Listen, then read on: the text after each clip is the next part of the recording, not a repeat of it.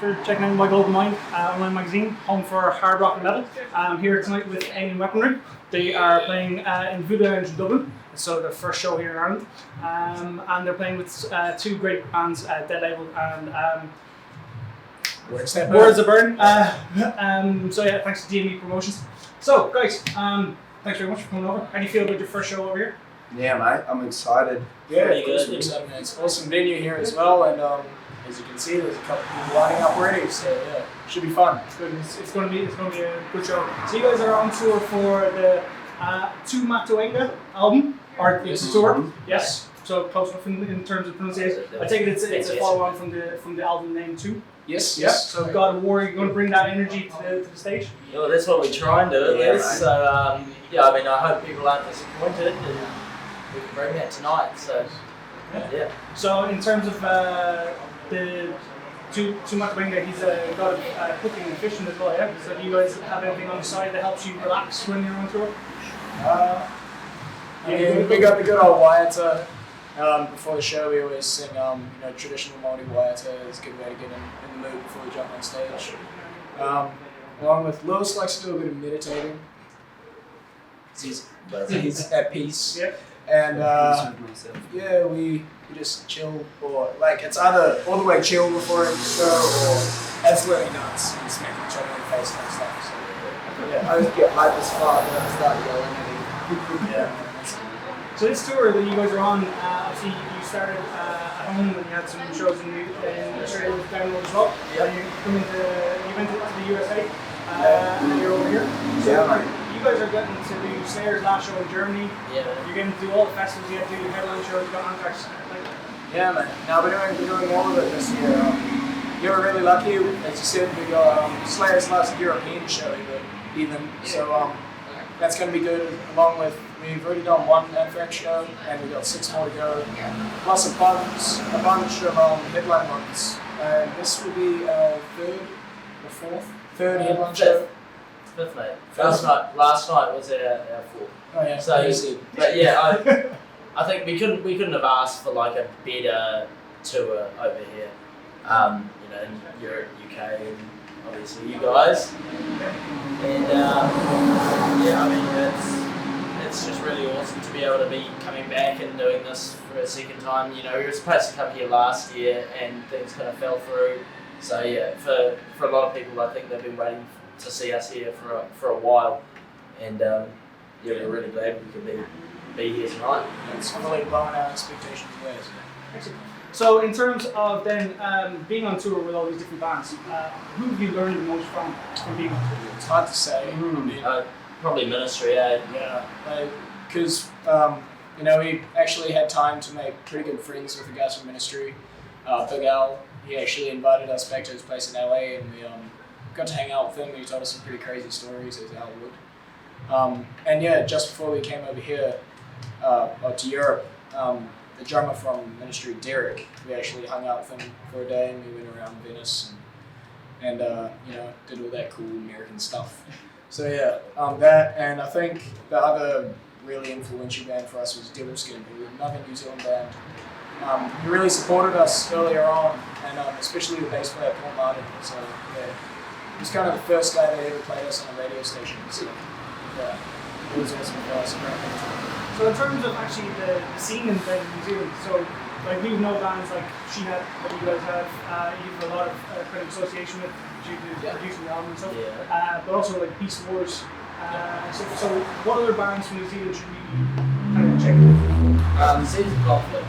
Yeah, I was going to say, Caesar Conflict, a good one to be checking out. We actually toured with them in our New Zealand tour. I was thinking if they were doing the Australia tour. But yeah, they toured with us in New Zealand, and they're really good lads, and they make some killer music. Devilskin, Of course. Blind Spot, She Had are kind of like more rock, but they've kind of got some pretty heavy stuff as well. The earlier stuff is different. They got some thrash Yeah. in there as well. Yeah. They're kind of like New Zealand kind of music royalty. Like they're so big in New Zealand. It hasn't been translated outside, but yeah, they're great man to check out. Yeah, they're awesome. So yeah, so for you guys, when you're on tour, obviously you're you're in close proximity. You guys are brothers, obviously, and you're pretty much like. I'm almost there. Yeah. So, like, do you have rules as a group, or how do you how do you stay so close for so long?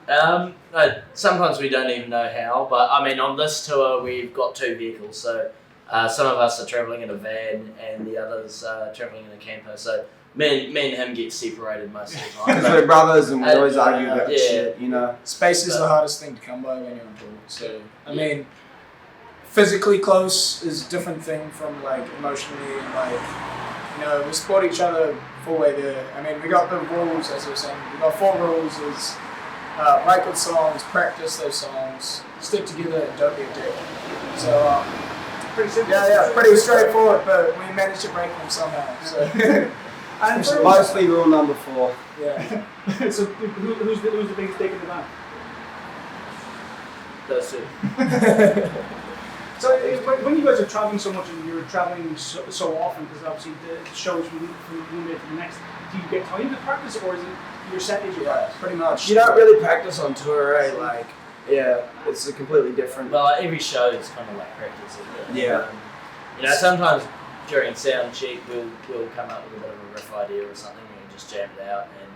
And I guess like as far as songwriting and stuff goes on tour, like it's a really different mindset that you're in when you're touring versus when you're actually putting your mind to writing music. I know some bands do actually write on tour and they do, you know, a whole bunch of stuff like that. But for us, I feel like you kind of need the space and the time, and if you've got a good space overseas to be able to write probably songs. the funds, because probably can't afford that Yeah, yet. that's the main part of it. Yeah. I think. So in terms of when you guys are writing music, who's the main writer? Are you all? We're all kind of in that loop. I mean, you know, we don't have any set way of writing songs. I mean, usually we've tried out a whole bunch of stuff. Like, you know, most of the time Lewis will come up with a riff, or Henry will come up with a bass drum part. I'll come up with a bass part, or, you know, and then we just build off that. And I suppose we've tried stuff like locking Lewis in the band room for like 2 hours and seeing what he comes up with. we got some alright stuff. Like, you know, just Probably some beer, some food, or some water. drinking a buttload of coffee and then doing it. So, Get the shakes. And then so from looking at it, I actually never knew that English is not technically an official language in New Zealand.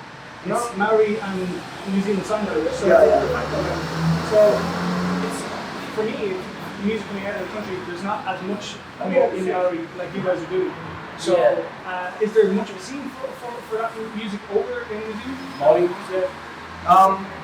You know, well, when you think of Māori music in New Zealand at least, you kind of think reggae or R&B, hip hop and stuff like that. Or your traditional stuff. Or traditional waiata, which is, which isn't really huge. I mean, everybody knows it because of like learning it in school or something.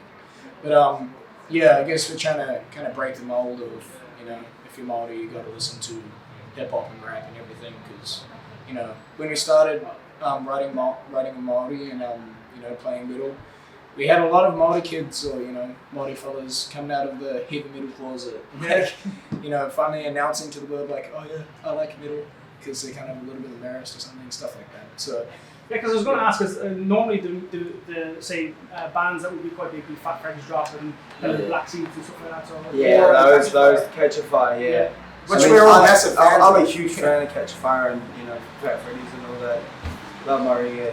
So when in the community as a whole, you're saying that lads are starting to come out and they're starting to appreciate metal more. Have you seen it a lot? Like when you're at a show, are you getting a lot of? I think it's worldwide. You know, metal's growing. There's a lot of new bands coming out now. Along with, you know, with the kids these days, you know, the cool music or whatever is getting heavier, even if it's not metal. Like you look at a lot of the mumble rap or rap and stuff. It's more heavy. It's heavier than it used to be. You know, it's not Katy Perry or Beyonce and stuff. Yeah, I feel like partially that's maybe something to do with the accessibility of music now. Like, you know, back in the day, you had to go to a record store and commit to buying something and you wanted to know that what you were going to get was good, so you kind of just stuck with whatever you did, you know, and you know, now you can just go out and find whatever you want and, you know, decide what you like, and you've got so many options. Yeah. You know, I do feel like people finding are mixing genres more these days, you know. Like some rap is incorporating your like metal and dubstep and like all crazy kind of stuff, you know, that wouldn't be happening like 20 years ago. And it's 12 Foot Ninja who incorporate everything into metal. Yeah. Yeah, literally Check them out. everything. They're cool. Yeah. So in terms of then with the material you write about, so you've got like a lot of material that's quite heavy in terms of like your great grandfather, great grandfather, Yep. Te Awau, is that Te Aho. Awau, and then you've got things like the land confiscation and everything like that. That's like heavy material you're writing about. And you guys are, I mean, it wasn't really a purposeful thing. It was, you know, stories that Henry and Lewis's dad mostly told us earlier on, and you know, we started out kind of thinking it was kind of lame, but then as we matured, we kind of took more interest in it, and you know, we kind of realized how messed up it was, and yeah, it was kind of we just were passionate about it, so we wrote about it. It's not like we were meaning to, you know, specifically single out New Zealand history or anything. It's just ended up being what we're mostly passionate about when we're writing music. So yeah, that's kind of where we're also seems that you have the ear of your Prime Minister as well. Jacinda Ardern, she was talking about you guys and Metallica. And Yeah, well, I mean, I think she's probably the coolest Prime Minister we've had for a long time. Actually, probably just the coolest Prime Minister full stop in New Zealand. Like, I mean, you know, she's into her metal. She understands people our age. She, I think, really has, you know, the future of New Zealand. Yeah.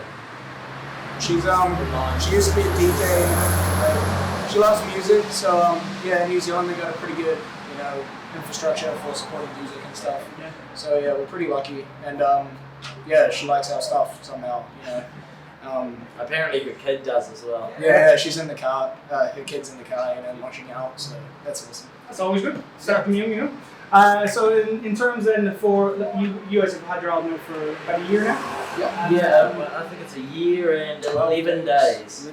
11 days. Yeah. So is it too early to start talking about the next album, or No, it's not. I mean, we're going to be playing 2 songs, which we are wanting to put on the next one tonight. So yeah, I mean, you guys will get to hear those 2. One of them's already out, Ahika, and Blinded. Yeah, thanks, mate.